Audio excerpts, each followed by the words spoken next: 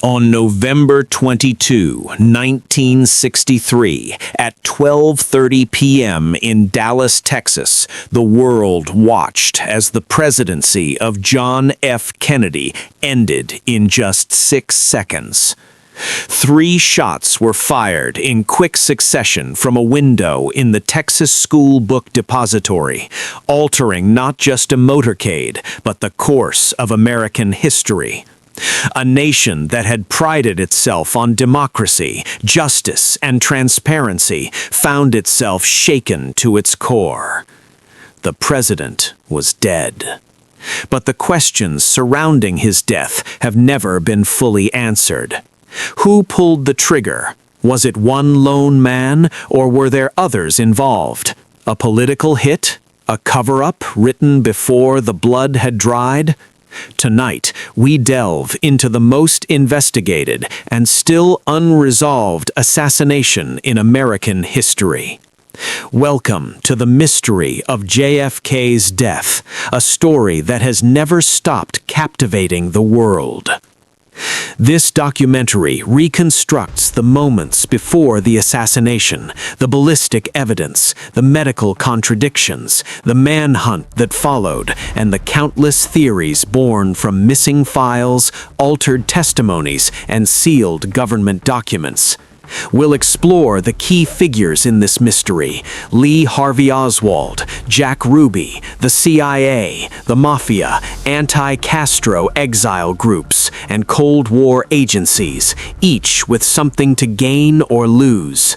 What followed was a story of power, secrecy, and betrayal that still divides historians, scientists, and governments today. By the time John F. Kennedy was assassinated, America was in a fragile state. The country stood on the precipice of monumental change that few knew would be accelerated by the bullets fired in Dallas that afternoon. The United States was still reeling from the near miss of nuclear war during the Cuban Missile Crisis. The civil rights movement was gaining unprecedented momentum, and Cold War tensions with the Soviet Union were at their peak. President Kennedy was deeply admired by millions, but also fiercely opposed by powerful factions in both Washington and beyond.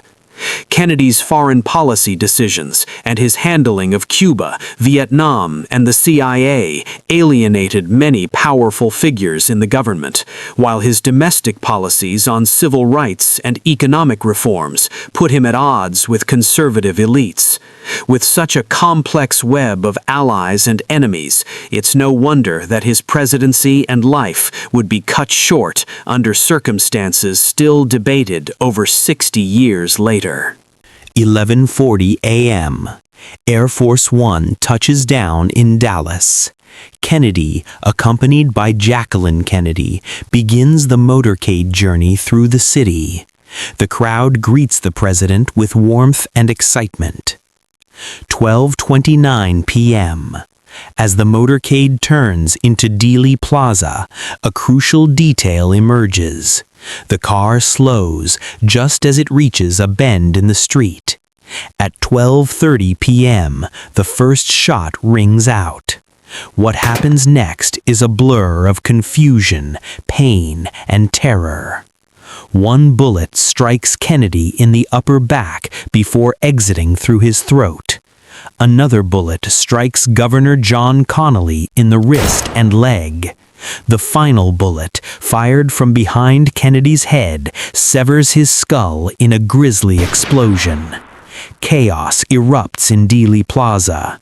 The car, moving slowly due to the crowded conditions of the plaza, causes a delay in Secret Service agents' reaction, preventing them from immediately protecting the president.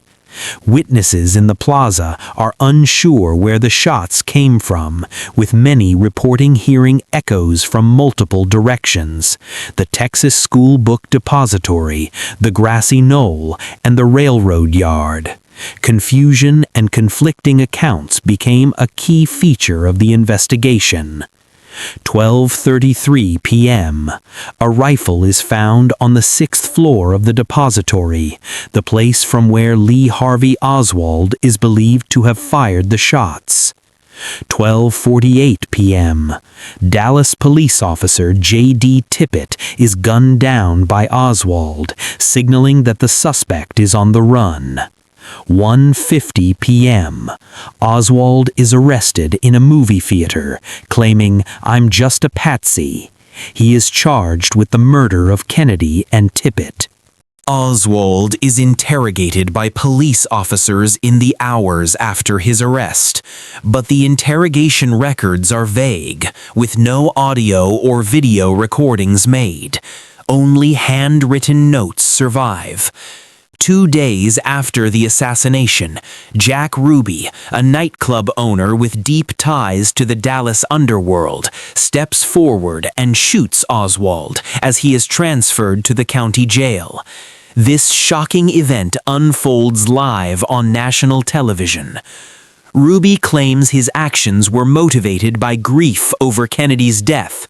However, his links to criminal figures, his apparent knowledge of Oswald's arrest location, and his mysterious connections to organized crime fuel speculation that Ruby's actions may have been part of something larger. In the wake of Kennedy's assassination, President Lyndon B. Johnson established the Warren Commission to investigate the shooting. The commission concluded that Oswald acted alone, firing all 3 shots from the 6th floor of the depository.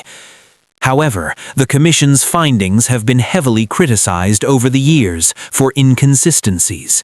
The single bullet theory, which suggested that 1 bullet caused 7 wounds across both Kennedy and Connally, has been widely debated and remains controversial.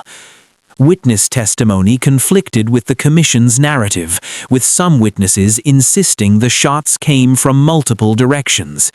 Issues with the autopsy. The official records suggest inconsistencies in the way the president's wounds were documented. Photographs and notes do not fully match descriptions of the injuries reported by doctors on the scene. Despite the commission's conclusions, many remain unconvinced. Over the years, documents that were once classified have been slowly released, revealing details that raise further questions. CIA's involvement. Several documents suggest that the CIA had knowledge of Oswald's connections with various intelligence factions, including anti-Castro Cuban groups. Mob ties. New records reveal that Jack Ruby, who killed Oswald, had deep connections to organized crime, fueling suspicions of mafia involvement in the assassination. Despite this, no definitive proof has emerged to challenge the central claim of the Warren Commission: Oswald acted alone. As the declassified records continued to pour in, casting shadows over the official account, the question lingered: is the story truly as simple as the Warren Commission suggested, or is there a deeper conspiracy at play? Now, let's turn our focus to the first of many theories. Theory 1, the lone gunman, which has dominated official discourse but remains highly controversial.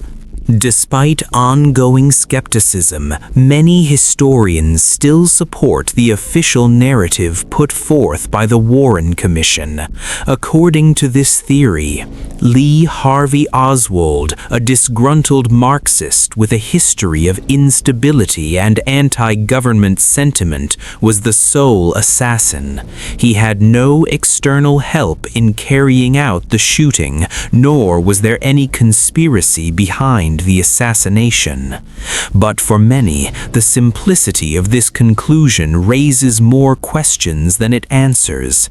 Did one lone man really alter the course of American history, or were there powerful forces at play?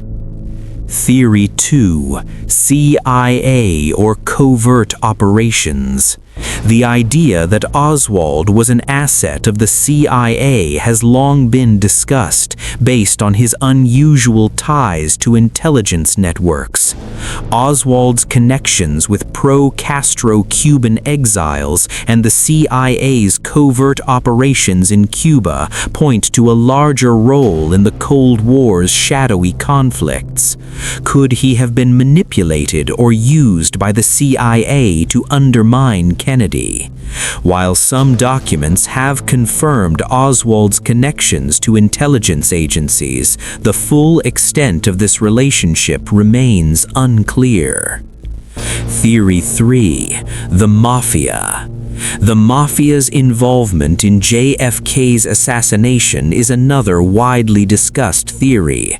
Many believe that the Mafia, enraged by Robert Kennedy's war on organized crime, had the motive and means to orchestrate the president's death. Ruby's links to organized crime further fuel the theory that Kennedy's crackdown on Mafia leaders led them to retaliate through Oswald and his eventual silencing by Ruby. Could the mob have played a central role in orchestrating Kennedy's assassination, or were they merely secondary players? Theory 4. Cuban and anti-Castro factions. Two key Cuban factions, Castro's Cuba and anti-Castro exiles, had strong motives to assassinate Kennedy. These groups were involved in failed CIA-backed operations in Cuba and had varying degrees of resentment toward the Kennedy administration. Despite some evidence of Oswald's connections with these groups, no conclusive proof links them directly to the assassination.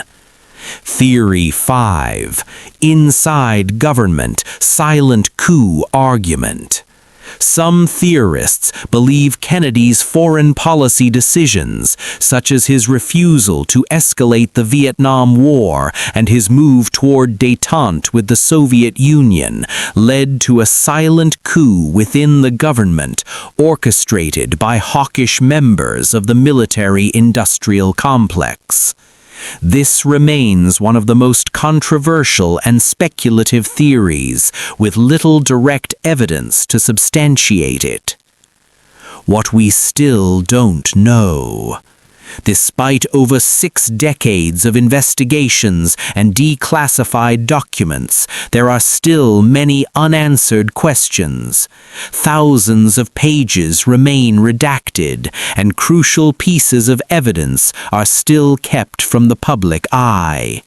The true truth of what happened in Dealey Plaza that day may never be known. The assassination of John F. Kennedy is not just an event in American history. It is a turning point, a wound in the nation's psyche that has never fully healed. The questions raised by his death are more than mere curiosities. They continue to haunt us. What really happened in Dealey Plaza? Was it truly a lone gunman, or were there forces beyond Oswald pulling the strings? The truth, it seems, is still out there. If you've found this investigation eye-opening, subscribe, share, and join us next time as we continue to uncover the shadows of history.